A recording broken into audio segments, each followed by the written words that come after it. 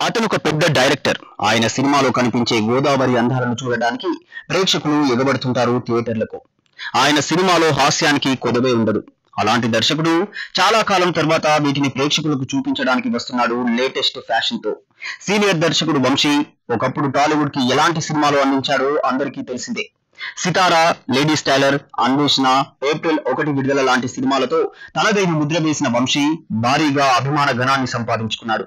అయితే second innings లో అవును వాళ్ళిద్దరు ఇష్టపడ్డారు తర్వాత ఒక్కటంటే ఒక్క వంశీ సినిమా కూడా ప్రేక్షకుల్ని ఆకట్టుకోలేదు. ఈ మధ్య కాలంలో తీసిన వెన్నెల్లో హాయ్ హాయ్ తో ఫ్లాప్ ను మూట కట్టుకుని సినిమాలకి దూరంగా ఉన్నాడు. వంశీ తన సెకండ్ ఇన్నింగ్స్ ని లేడీస్ టైలర్ సినిమాకి సీక్వెల్ గా ఫ్యాషన్ డిజైనర్ అనే సినిమాతో మొదలు పెట్టాడు. లేడీస్ టైలర్ కొడుకు ఈ సినిమాలో ఫ్యాషన్ డిజైనర్ గా సుమంత్ అశ్విన్ నటిస్తున్నాడు. మణి శర్మ అందించిన పాటలు బాగానే అనిపిస్తున్నాయి. పాటల చిత్రీకరణలో వంశీ ముద్ర స్పష్టంగా కనిపిస్తోంది. మొత్తానికి వంశీ గత సినిమాలతో పోలిస్తే ఫ్యాషన్ డిజైనర్ మీద కొంత ఆశలు పెట్టుకోవచ్చన్నట్టుగా ఉంది ఈ పాటలు చూస్తుంటే. మరి పాటల్లో ఉన్న కంటెంట్ సినిమాలోనూ ఉంటుందా, లేక గత సినిమాల మాదిరే వంశీ ఈసారి కూడా ప్రేక్షకులకు పరీక్ష పెడతాడా అన్నది చూడాలి.